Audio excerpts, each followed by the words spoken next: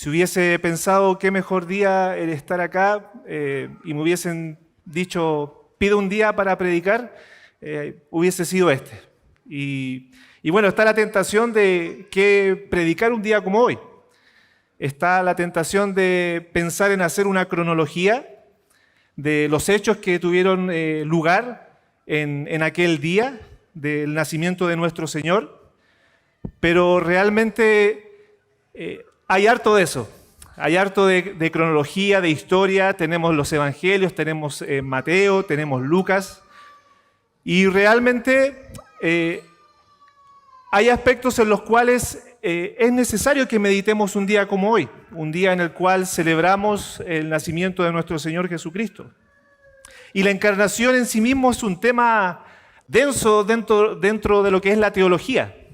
Es un tema muy complejo, pero aquella complejidad que tiene no es una excusa, no es un argumento para no meditar, no reflexionar, no asombrarnos de la realidad de que Dios se ha hecho hombre y la encarnación de nuestro Señor es un misterio por sí mismo. En Primera de Timoteo, capítulo 3, versículo 16, se habla de este misterio. Se dice que indiscutiblemente grande es el misterio de la piedad. Dios fue manifestado en carne, justificado en espíritu, visto de los ángeles, predicado a los gentiles, creído en el mundo, recibido arriba en gloria. Estamos hablando de un misterio, de algo que ha sido revelado en el Nuevo Testamento, pero de igual forma implica un desafío el comprender, el humillar nuestra mente y decir efectivamente esto es real, esto es verdad y por fe creemos que es así. La encarnación de nuestro Señor, si bien es una verdad tanto teológica como histórica, cualquier desviación en ese entendimiento nos puede llevar fácilmente a una herejía, a comprender erróneamente y equivocadamente la naturaleza de estas dos naturalezas, valga la redundancia, que conviven en la persona de nuestro Señor Jesucristo. Sin embargo, más allá de aquellos aspectos teológicos que son importantes, es necesario que podamos meditar en un día como hoy en aquellos aspectos que son prácticos. Y con esto no quiero decir que la verdad en sí misma de la encarnación no sea algo ya lo suficientemente práctico como para evocar nuestra adoración, nuestra alabanza, nuestra devoción al Señor. Es necesario pensar que el testimonio de las Escrituras respecto a la encarnación de nuestro Señor Jesucristo nos invita, nos desafía a ver cómo la persona del Señor llevó a cabo tanto su nacimiento, su vida y su posterior muerte. El libro de Filipenses capítulo 2 nos va a ayudar un poco en este objetivo. Este libro nos regala no solamente una piedra preciosa desde el punto de vista de la doctrina de la encarnación de nuestro Señor, sino que también desafía a esta propia audiencia de los filipenses a ser exhortados a la luz de esta encarnación. Es por esto que pretendo exponer 3 exhortaciones que podemos ver en Filipenses capítulo 2, que podemos atesorar y observar a la luz de la encarnación de nuestro Señor. Si me acompañan a Filipenses capítulo 2 para poder dar paso a la lectura, vamos a hacer una lectura un poco extensa, si bien no estamos en un proceso de estudio secuencial del libro de Filipenses, es necesario pensar de que como es la única posibilidad que vamos a tener de poder ver esta porción a lo mejor en un buen tiempo, he decidido hacer una porción un poquito más extensa de lo normal. Pero si me acompañan al capítulo 2 de Filipenses, leeremos desde el versículo 1 hasta el versículo 11. Por tanto, si hay alguna consolación en Cristo, si algún consuelo de amor, si alguna comunión del Espíritu, si algún afecto entrañable, si alguna misericordia, completad mi gozo, sintiendo lo mismo, teniendo el mismo amor, unánimes, sintiendo una misma cosa. Nada hagáis por contienda o por vanagloria, antes bien con humildad, estimando cada uno a los demás como superiores a él mismo, no mirando cada uno por lo suyo propio, sino cada cual también por lo de los otros. Haya pues en vosotros este sentir que hubo también en Cristo Jesús, el cual, siendo en forma de Dios, no estimó el ser igual a Dios como cosa a que aferrarse, sino que se despojó a sí mismo, tomando forma de siervo, hecho semejante a los hombres, y estando en la condición de hombre se humilló a sí mismo, haciéndose obediente hasta la muerte y muerte de cruz. Por lo cual Dios también le exaltó hasta lo sumo, y le dio un nombre que es sobre todo nombre, para que en el nombre de Jesús se doble toda rodilla de los que están en los cielos y en la tierra y debajo de la tierra, y toda lengua confiese que Jesucristo es el Señor, para gloria de Dios Padre. Oremos. Bendito Dios, cuántas cosas podemos decir de lo que simplemente acabamos de leer. Nos maravillamos en la realidad de que usted se ha hecho hombre, que usted ha venido a oler del polvo de la tierra, y esto nos desafía, nos humilla, pero a la vez sabemos que es una guía para nosotros. Ayúdenos, Dios, a ver por medio de la porción de Filipenses 2 cuánto debemos mejorar para seguir los pasos de nuestro Señor. Ayúdenos, bendito Dios, a ver a través de la encarnación de nuestro Señor Jesucristo cuánto es lo necesario en nuestras vidas que debemos humillar. Le rogamos, Dios, que bendiga a la audiencia con su palabra y que me guíe a mí a no ser un estorbo para ese propósito. Oramos en el nombre de Jesús. Amén. Como les decía, es una porción un poco densa, es una porción un poco compleja, si se puede denominar de alguna forma, pero en aquella complejidad creo que el Señor se glorifica y puede haber una simpleza que es de absoluta bendición para lo que significa el crecimiento espiritual de nosotros. Y para poder tener un poco de contexto, la carta a los filipenses fue escrita alrededor de entre el 55 y el 65 después de Cristo. Sabemos que la audiencia receptora aparentemente no tenía ningún problema, no había ninguna dificultad espiritual, no había ningún tipo de problema que el apóstol Pablo tuviera que atender de manera urgente, sino que sencillamente el apóstol Pablo se está gozando en aquella bendición que tiene de dirigirles esta carta. Los alaba por su perseverancia, por haber recibido el Evangelio con solicitud, por desde el día 1 estar dispuestos a dar, a entregarse por la obra de Cristo. Y realmente no vemos ningún tipo de problema con la iglesia de Filipos.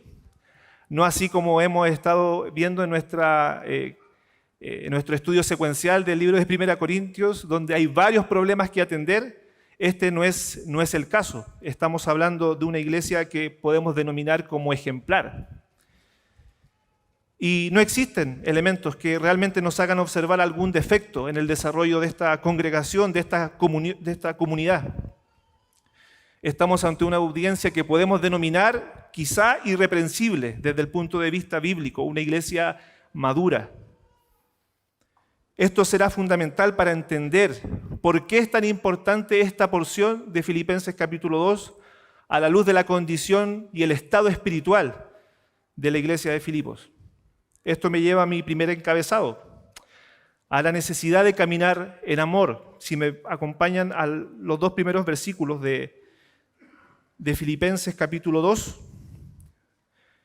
el apóstol Pablo dice: por tanto, si hay alguna consolación en Cristo, si algún consuelo de amor, si alguna comunión del Espíritu, si algún afecto entrañable, si alguna misericordia, completad mi gozo, sintiendo lo mismo, teniendo el mismo amor, unánimes, sintiendo una misma cosa. Curiosamente, el apóstol Pablo aquí comienza enumerando una cantidad de virtudes que son propias de la audiencia a la cual él se está dirigiendo. Él anteriormente ya había felicitado y le había dado gracias al Señor por la condición en la que se encontraban los filipenses. Los destinatarios de esta carta han dado muestras de un correcto proceder en la fe, han dado frutos evidentes, han tenido una solicitud para con el apóstol Pablo en sus necesidades, han dado muestras de que su comunión con Cristo, que su comunión con el Espíritu es de alguna u otra forma irreprensible. Hay una sana convivencia entre los hermanos y hay evidencias de que realmente hay una naturaleza regenerada en cada uno de los receptores de esta carta. Son gente que ha nacido de nuevo, que está en plena comunión con Dios, está en plena comunión con el Espíritu Santo. Pero pareciera que el apóstol Pablo comienza a enfatizar ciertas cosas que pudiésemos pensar de que están ausentes de los filipenses, pero es necesario que sean reforzadas, es necesario que sean observadas. Por eso dice, por tanto, si hay alguna consolación en Cristo. La declaración enfatiza aquella realidad que solamente puede proceder de una verdadera comunión con el Señor. La Nueva Versión Internacional, si es que alguno posee esa versión entre sus Biblias, dice, por tanto, si sienten algún estímulo en su unión con Cristo, o sea, si hay algún sentimiento que evoca la comunión con el Señor, esto debería marcar una clara distinción en que nuestra unión con el Señor es vital para entender adecuadamente el proceder que debemos tener los unos con los otros. El libro de Efesios nos ayuda a comprender de que nuestras vidas están en Cristo. Aquellos que hemos venido a la fe y hemos creído en el Señor para salvación, estamos unidos a Él. El libro de Efesios nos ayuda a comprender la realidad de dicha unión cuando declara en Efesios capítulo 1, de los versos 4 al 6, yo se los leo por ustedes, según nos escogió en Él antes de la fundación del mundo, para que fuésemos santos y sin mancha delante de Él, en amor, habiéndonos predestinado para ser adoptados hijos suyos por medio de Jesucristo, según el puro afecto de su voluntad, para alabanza de la gloria de su gracia, con la cual nos hizo aceptos en el amado. Entonces hay una realidad de que cuando nosotros hemos venido a Cristo, hemos sido unidos a Él, y eso tiene una clara connotación y una clara implicancia en torno a nuestra comunión los unos con los otros. El medio por el cual el Padre ha sido glorificado es sin duda la obra de su Hijo Jesucristo.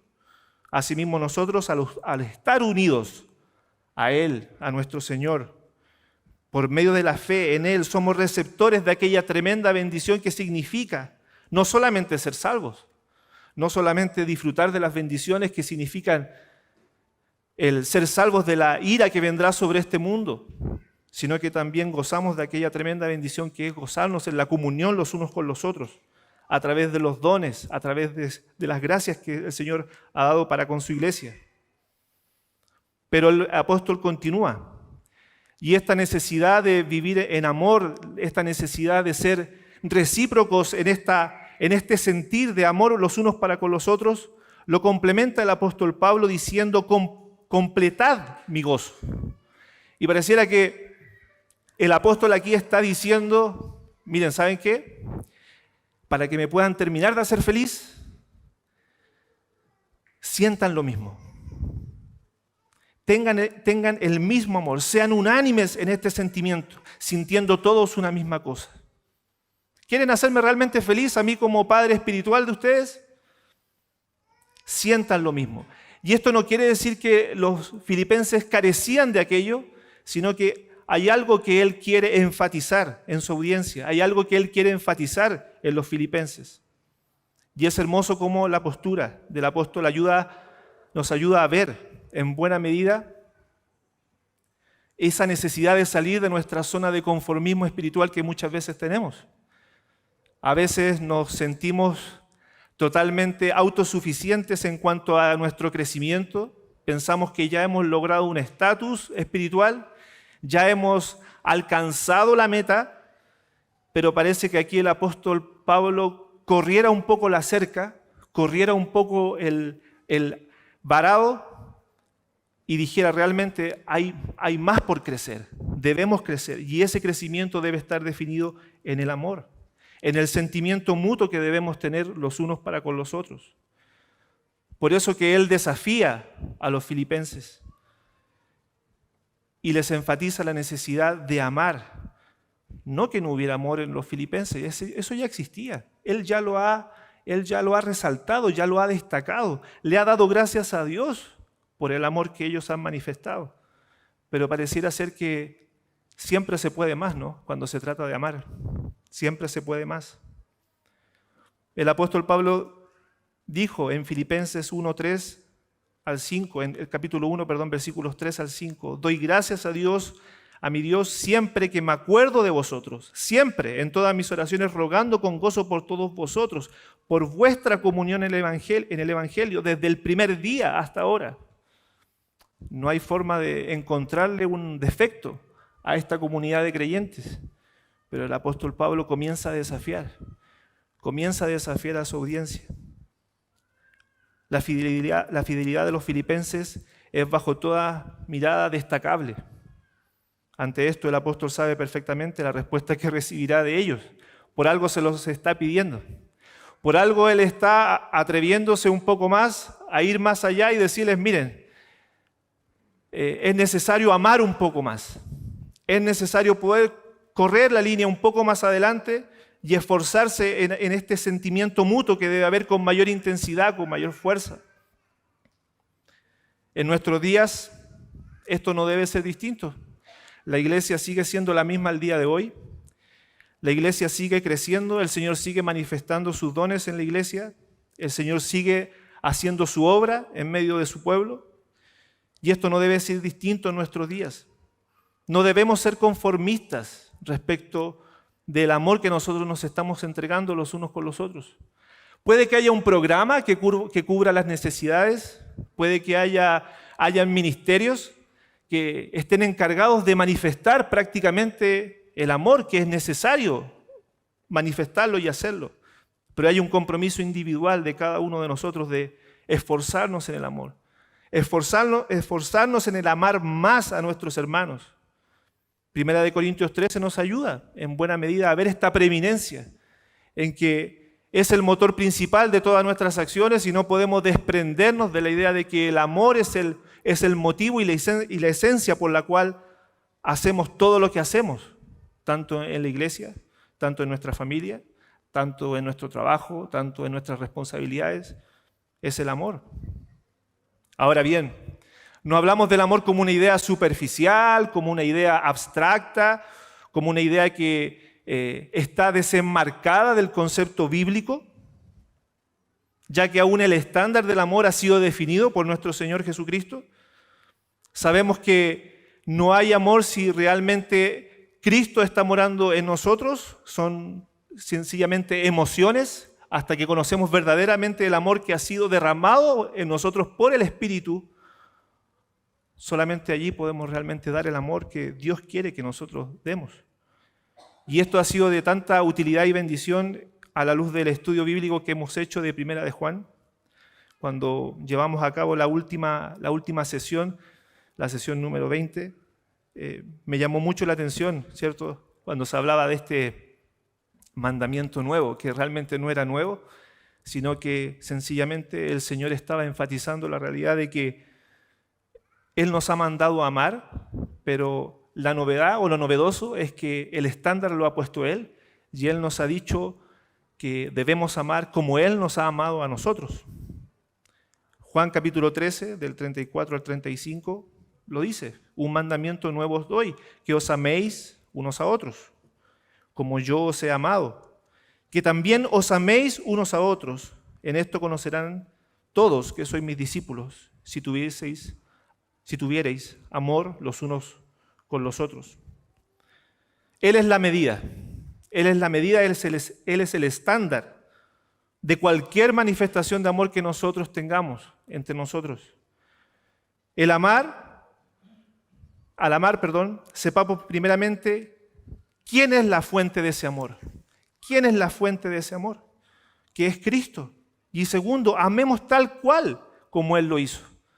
Y lo que podemos ver en Filipenses, y va a ser la tónica de todo el capítulo 2, es que Él es el estándar del amor, en que Él es el estándar tanto de la humildad y de la humillación, como veremos a continuación. Pero ¿cuál es la cuota de este amor antes de pasar al segundo encabezado? ¿Cuál es la cuota de este amor? ¿Hasta dónde debemos amar? ¿Existe un límite? La realidad es que no. No deberíamos definir una cuota específica de amor y tampoco deberíamos limitarnos a una cantidad puntual.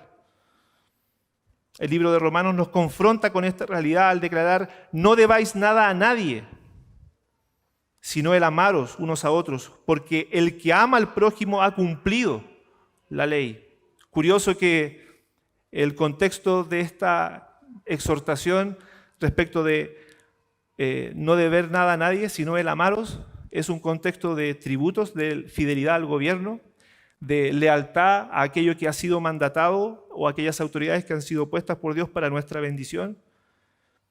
Pero curiosamente, lo único que se excluye de aquella categoría de deuda es el amor. Es el amor.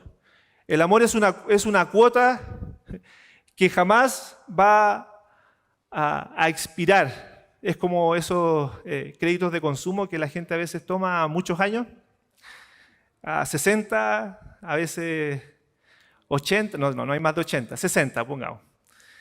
Y uno sabe que va a llegar ese día y esa última cuota va a tener que ser pagada. Pero aquí el apóstol Pablo está diciendo y está siendo enfático en decir de que esta deuda nunca se va a pagar. La deuda del amor que nos debemos los unos para con los otros. Es un amor que siempre debe estar presente. Y debiésemos pensar permanentemente en que siempre puedo amar más a mi hermano. Siempre lo puedo amar más. Cuán débiles somos, cuán frágiles somos y cuán incapaces somos de manifestar este amor como Cristo lo manifestó por nosotros, por medio de su encarnación. Pero sabemos que, como decía anteriormente, Dios ha derramado en nosotros, ha derramado en nuestros corazones amor abundante por el Espíritu que nos ha sido dado. Eso lo dice Romanos capítulo 5, versículo 5.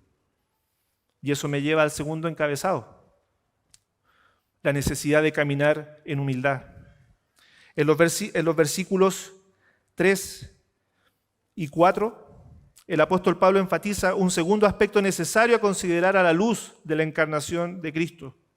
Y este es sin duda el de la humildad. El apóstol Pablo señala: nada hagáis por contienda o por vanagloria. Antes bien con humildad, estimando cada uno a los demás como superiores a él mismo, no mirando cada uno por lo suyo propio, sino cada cual también por lo de otros. Sigo pensando de que ¿por qué el apóstol Pablo le hace una exhortación que pareciera ser tan fuerte a una iglesia tan ejemplar? Yo creo que ese puede ser el propósito principal porque el apóstol Pablo lo está haciendo, porque son demasiado ejemplares. Y la debilidad del ser humano es cuando se siente conforme consigo mismo, es por nuestra naturaleza pecaminosa, es tender a pecar, es tender a dejar de hacer lo que debemos hacer. Siendo la verdadera humildad una virtud cada vez más en retirada, el apóstol Pablo deja de manifiesto la correcta motivación que debemos tener en cuanto a lo que significa el servicio los unos con los otros, en cuanto al desarrollo de nuestros dones también dentro de la iglesia, a que cuando hacemos algo para la obra del Señor debe ser con una correcta motivación. Nada hagáis por contienda o por vanagloria. Otra forma de expresar esta realidad es diciendo por rivalidad o por ambición, por algún tipo de ambición personal. Es posible que uno de los elementos más comunes de nuestra naturaleza caída sea que nuestro actuar en el servicio dentro de la iglesia esté motivado en buena parte por generar disputas y divisiones, es decir, dejar de manifiesto la debilidad de otro hermano para yo verme beneficiado personalmente.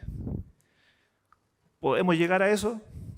Creo que si las Escrituras son claras y tan nítidas respecto de la urgencia de ver esta debilidad en nosotros, yo creo que es posible.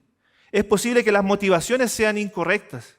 Es posible que estemos paso a paso yéndonos por una vertiente peligrosa, en donde nuestras motivaciones por obtener puestos, obtener cargos, obtener eminencia, sea con un fin destructivo.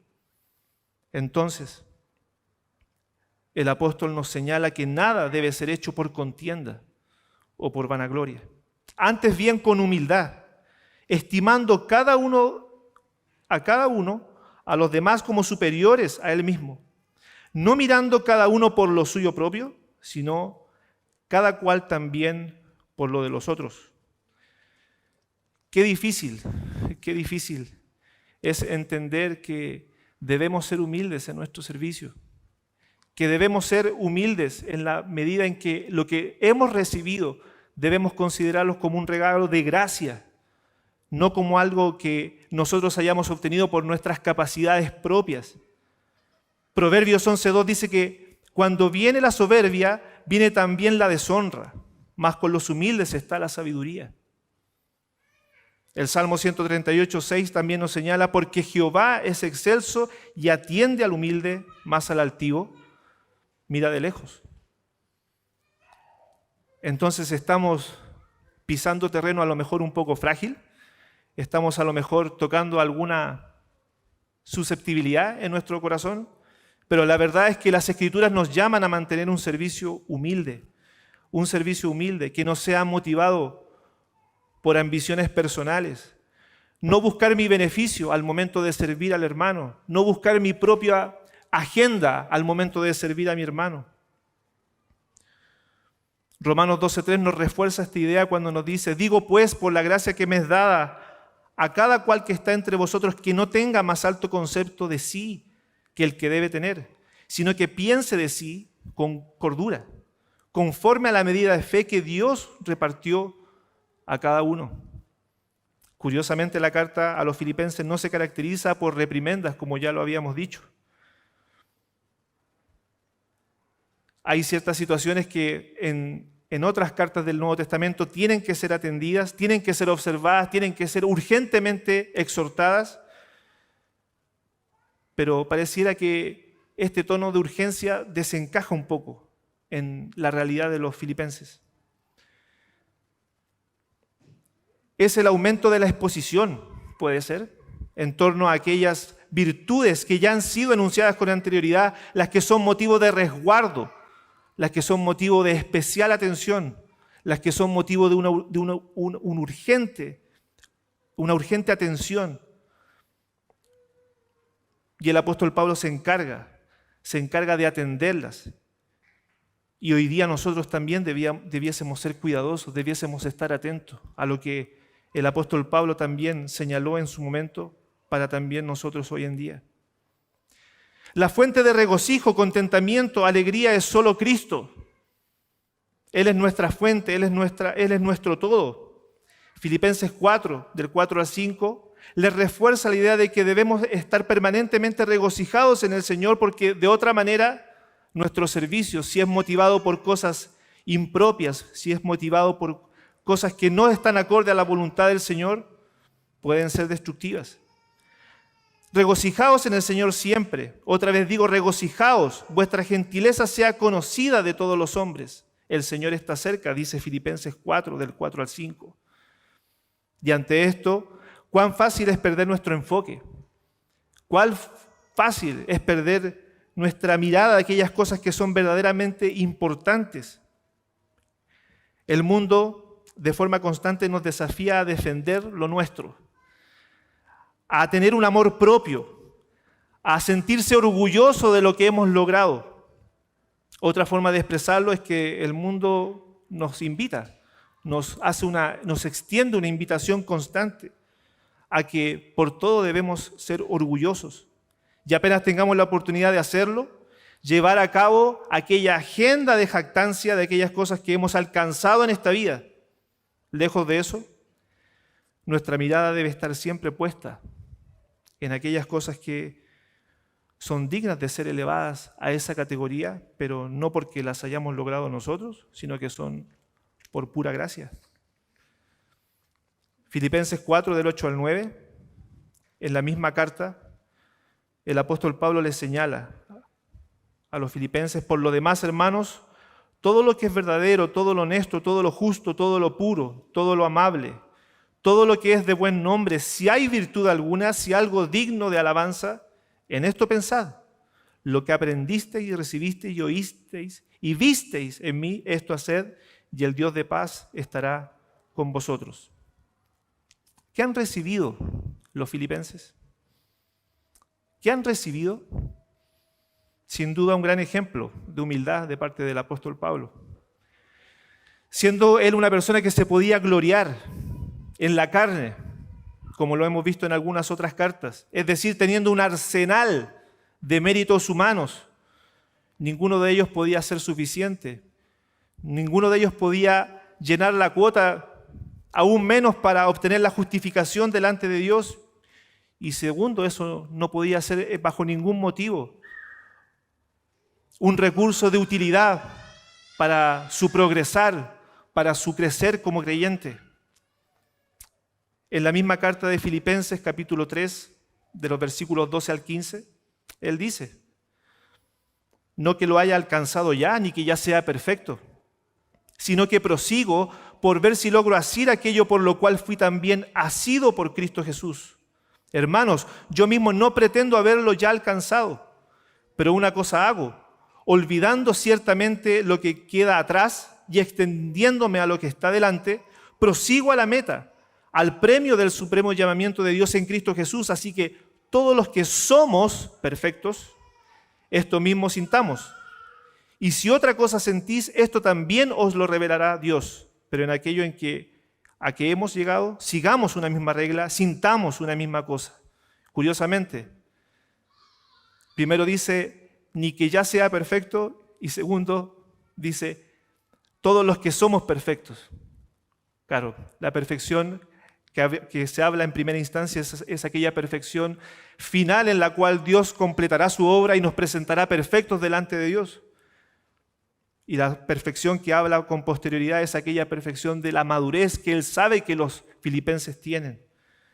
Pero debemos correr como si no la hubiésemos alcanzado todavía. Debemos correr como si aún nos faltara por crecer un montón. Debemos crecer más en humildad, en amor. Y ese ejemplo está enraizado, está cimentado en la persona de Cristo. No podemos confiarnos de nuestros propios logros, los cuales deben ser considerados como meros estorbos en lo que significa nuestra adoración, nuestra devoción al Señor. Son sombras a la luz del supremo llamamiento que hemos recibido de parte de Cristo. Anhelamos con todo nuestro corazón amar a Cristo, seguir a Cristo, conocer a Cristo, vivir para Él. Y no podemos permitir que haya ningún estorbo en ese camino. El apóstol continúa y dice, estimando a cada uno, a los demás como superiores a él mismo, no mirando cada uno por lo suyo propio, sino cada cual también por lo de otros. La pregunta que nos hacemos es, ¿cómo conseguimos esta humildad? ¿Cómo aspiramos? ¿Cómo realmente podemos esforzarnos y llegar a esta humildad? La respuesta está en la persona y obra de nuestro Señor Jesucristo. Debemos mirarlo a Él y el texto progresa hasta enfocar la mirada en nuestro Señor.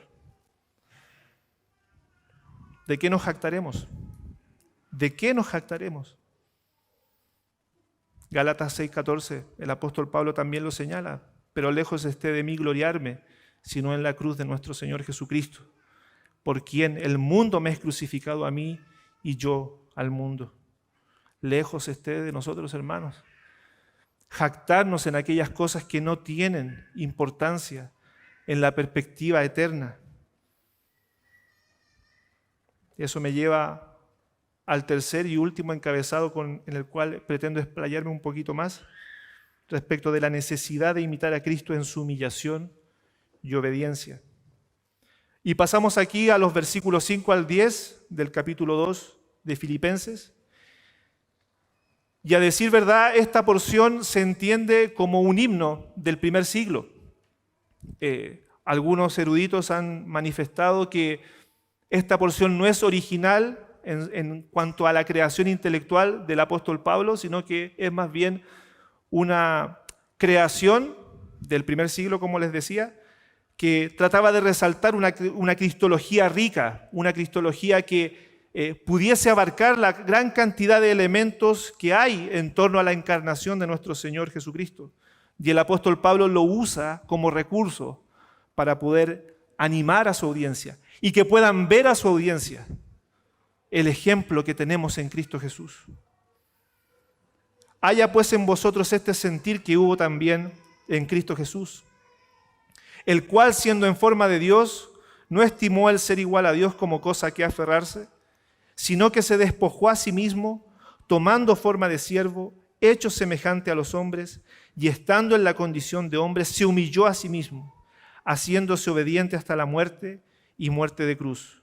Por lo cual Dios también le exaltó hasta lo sumo, y le dio un nombre que es sobre todo nombre, para que en el nombre de Jesús se doble toda rodilla, de los que están en los cielos y en la tierra y debajo de la tierra, y toda lengua confiese que Jesucristo es el Señor, para la gloria de Dios Padre. Entendiendo que esto es un himno, ¿cierto?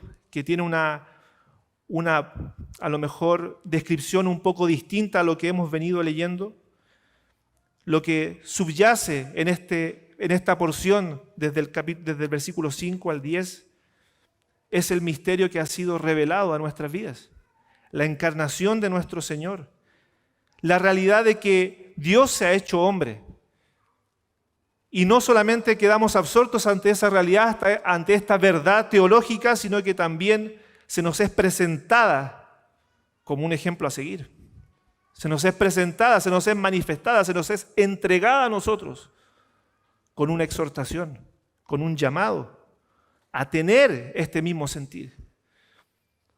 Sabemos que las diferencias cualitativas entre Cristo y nosotros son enormes. Él es eterno, Él es Dios, nosotros somos simples criaturas, pero el principio es el mismo y subyace la necesidad de que miremos esa encarnación y la miremos como un ejemplo para nuestras vidas de cómo debemos vivir. Haya pues en vosotros este sentir. La Biblia de las Américas expresa en esta misma porción, haya pues en vosotros esta actitud. Nos dice que debemos actuar de la misma manera en que Cristo actuó, al renunciar, al sacrificarse, al venir a la tierra, al nacer en un pesebre, al vivir una vida digna, al vivir una vida que ni tú ni yo podíamos vivir.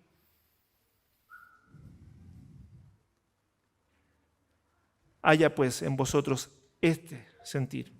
Y los aspectos a los cuales nuestro Señor renunció son incalculables, son muchos.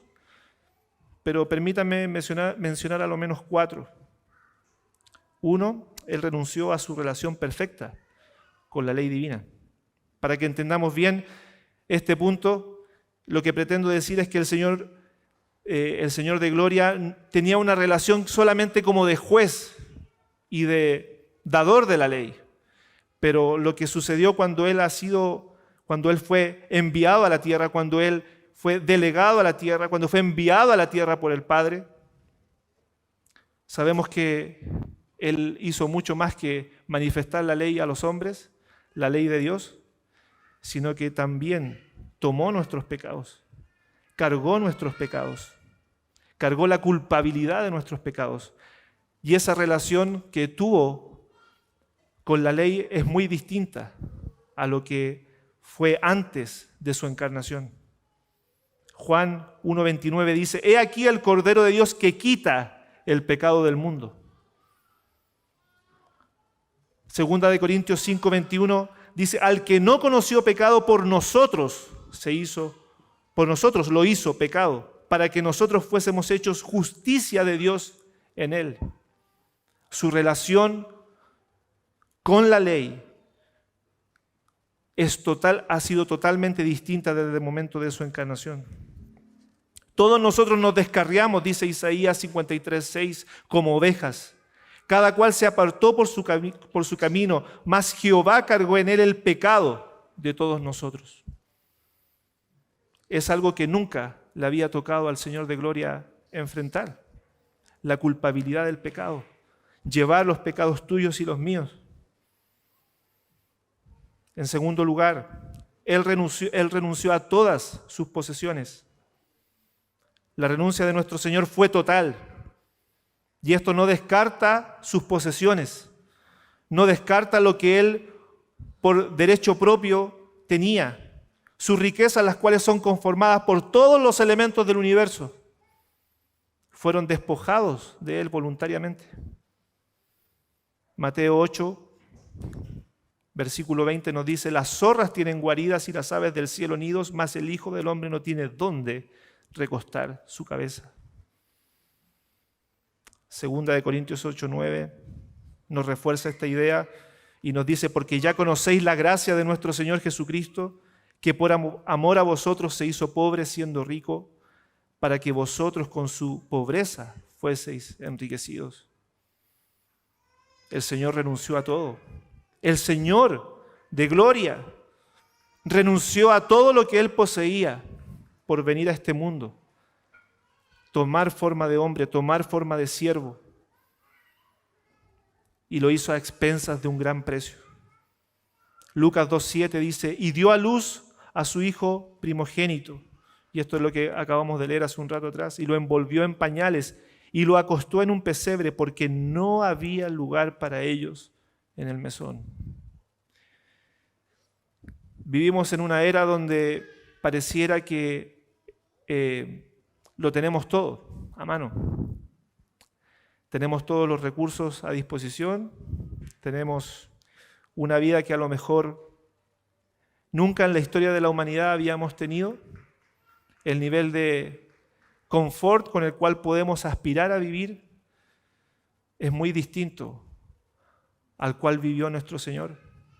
Y aún en esa condición, Él se despojó con todas sus riquezas, con toda su gloria, y vivió como un mortal, como tú y yo,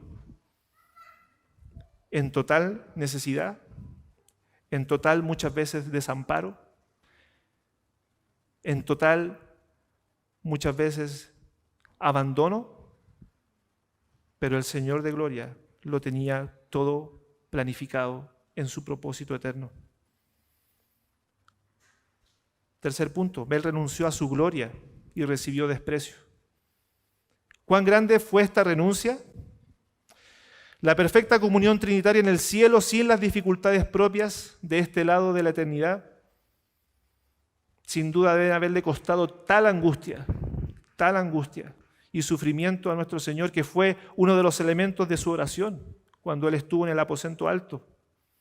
Juan 17, 4-5 dice: yo te he glorificado en la tierra, he acabado la obra que me diste que hiciese. Ahora pues, Padre, glorifícame tú al lado tuyo con aquella gloria que tuve contigo antes que el mundo fuese. Pareciera que el Señor en esta oración anhelara retornar a esa gloria, porque fue un tiempo de renuncia, fue un tiempo en el cual Él se despojó de lo que tenía. Despreciado y desechado entre los hombres, varón de dolores, experimentado en quebranto, y como que escondimos de Él el rostro. Fue menospreciado y no lo estimamos. No hablamos de que simplemente el Señor se despojó de su gloria, vino a vivir como uno de nosotros, sino que sumado a eso recibió desprecio. No recibió la estimación que Él se merecía. Escondimos de Él nuestro rostro. Ya con estos tres elementos podríamos cerrar el libro y decir: Señor, ¿a cuánto más tú has renunciado? Pero también Él renunció a los ilimitados alcances de su autoridad. Sabemos que Él, tomando forma de siervo, hecho semejante a los hombres y estando en la condición de hombre, se humilló a sí mismo, haciéndose obediente hasta la muerte y muerte de cruz. No bastó con solamente hacerse hombre, sino que se humilló a sí mismo. Él hizo de sí mismo el objeto de la humillación, del oprobio. Añadió obediencia en ese proceso y ese proceso lo llevó hasta la muerte, y una muerte espantosa.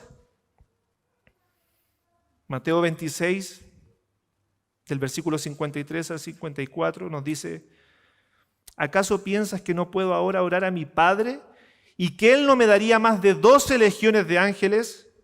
Pero ¿cómo se cumplirían las Escrituras de que es necesario que así se haga? El Señor podía disponer de todo lo que era necesario para Él, para su oportuno socorro. El Señor de gloria podía hacerlo, pero Él voluntariamente decidió despojarse de aquel alcance que tenía en su autoridad y en su perfecta comunión con su Padre. Juan capítulo 5, versículo 3 nos dice: no puedo yo hacer nada por mí mismo, según oigo, así juzgo, y mi juicio es justo, porque no busco mi voluntad, sino la voluntad del que me envió. Hablamos de que el Señor cumplió perfectamente la voluntad del Padre y era necesario que así fuera para que Él nos pudiese representar federalmente en aquella muerte y presentarse delante del Padre en perfección por nosotros y obtener la salvación que tú y yo jamás en la historia hubiésemos podido obtener. En conclusión, hermanos, a la realidad de la gran renuncia que ha tenido nuestro Salvador, podemos celebrar con gozo, un grito, con esta gran noticia. El Señor soberano de todo cuanto existe se ha convertido en siervo de todos. Y a pesar de eso continúa siendo dueño y Señor de todo, ya que Él nunca ha dejado de ser Dios. Él tomó forma de siervo, Él se humilló a sí mismo, pero nunca perdió aquella forma de Dios.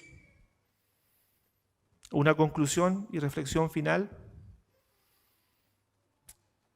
Cuando dice el apóstol Pablo en los últimos versículos de Filipenses capítulo 2, por lo cual Dios también le exaltó hasta lo sumo y le dio un nombre que es sobre todo nombre, para que en el nombre de Jesús se doble toda rodilla de los que están en los cielos y en la tierra y debajo de la tierra, y toda lengua confiese que Jesucristo es el Señor, para gloria de Dios Padre. Cuán glorioso es pensar que nuestro Señor fue fiel hasta la muerte y ha recibido un nombre tal en el cual podemos confiar. Hermanos, hermanas lindas, podemos confiar en este nombre. Podemos arrojarnos al nombre de Cristo para nuestra salvación si hay alguien aquí que no ha confiado en Cristo para salvación. Se le ha sido dado un nombre en el cual podemos confiar y podemos ser salvos por medio de aquel nombre. Dice que Isaías capítulo 53, versículo 11 dice: verá el fruto de la aflicción de su alma y quedará satisfecho. Por su conocimiento justificará mi siervo justo a muchos y llevará las iniquidades de ellos. Sin duda nuestro Señor reconoció la recompensa que vendría como resultado de su perfecta obediencia, fidelidad y humillación al Padre, el sufrimiento, la entrega, la renuncia, el hambre, la sed, el cansancio, la traición, el dolor, la angustia y un largo etcétera, no sería más que un breve momento de prueba a la luz de una eterna y gloriosa recompensa. Así tenemos un Dios que conoce plenamente nuestras debilidades, sabe a qué estamos sujetos, porque ha vivido una vida como la tuya y como la mía. en un cuerpo. En un cuerpo. Hebreos 4:15 dice, porque no tenemos un sumo sacerdote que no pueda compadecerse de nuestras debilidades, sino uno que fue tentado en todo, según nuestra semejanza, pero sin pecado. El Señor vivió a la luz de una verdadera humillación, reconociendo constantemente en su vida cuáles serían los frutos que traería aquella perfecta obediencia. Él los reconoció, Él los miró. Oraba al Padre y veía el fruto de aquella aflicción y seguía adelante, seguía adelante. Así que, dice Hechos 2:33, exaltado por la diestra de Dios y habiendo recibido del Padre la promesa del Espíritu Santo, ha derramado esto que vosotros veis y oís. La exaltación provino de parte del Padre.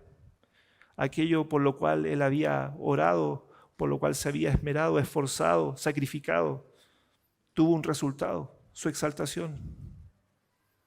Su exaltación. A este Dios, Hechos 5:31, Dios ha exaltado con su diestra por príncipe y salvador para dar a Israel arrepentimiento y perdón de pecados. Nuevamente, es reconocida la exaltación del Señor, la exaltación que Dios le otorgó a su Hijo, a la segunda persona de la Trinidad, por fruto de su obediencia, por fruto de su humillación. Y para finalizar, hermanos, sigamos el ejemplo. Sigamos el ejemplo de nuestro Señor. Nuestro Dios puede ver más allá de nuestras apariencias, puede ver en lo secreto, puede ver realmente cómo estamos actuando en la intimidad de nuestras vidas. Y Él es el que otorga la recompensa. Él es el que otorga la recompensa. Santiago 4:10 dice, humillaos delante del Señor y Él os exaltará. Primera de Pedro 5:6, humillaos pues bajo la poderosa mano de Dios para que Él os exalte cuando fuere tiempo. Hermanos, como lo decía anteriormente, existe una gran diferencia, enorme, entre nuestro Señor Jesucristo y nosotros. Pero el principio sobre el cual Él vivió y desarrolló su vida en esta tierra es exactamente el mismo al que nosotros estamos siendo llamados a vivir. Debemos vivir vidas humilladas, tal y cual como Cristo vivió la suya. Dios nos conceda el poder y la gracia para seguir las pisadas de nuestro Señor. Oremos. Bendito Dios y Padre, le agradecemos por este tiempo en su palabra, pero por sobre todas las cosas nos gozamos en el ejemplo que nos ha sido entregado por medio de nuestro Señor. Aquel ejemplo de humillación, aquel ejemplo de abnegación, de entrega, de sacrificio, el cual su palabra nos llama a seguir.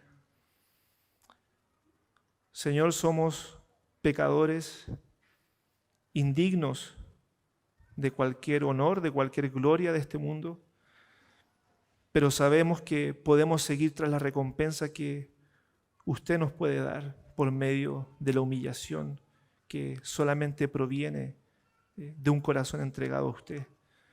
Le rogamos que nos ayude, que nos permita ver la humillación de nuestro Señor como un ejemplo en nuestras vidas, que nos permita ver la encarnación de nuestro Señor, como oraba mi hermano hace un rato, no solamente como aquel niño en el pesebre que evoca nuestra emoción, sino que podamos ver el significado del sacrificio, de la humillación y del ejemplo que debemos seguir. Ayúdenos a tener este sentir, ayúdenos a caminar y dar los pasos que nuestro Señor dio acá en la tierra. Se lo rogamos en el nombre de Cristo. Amén.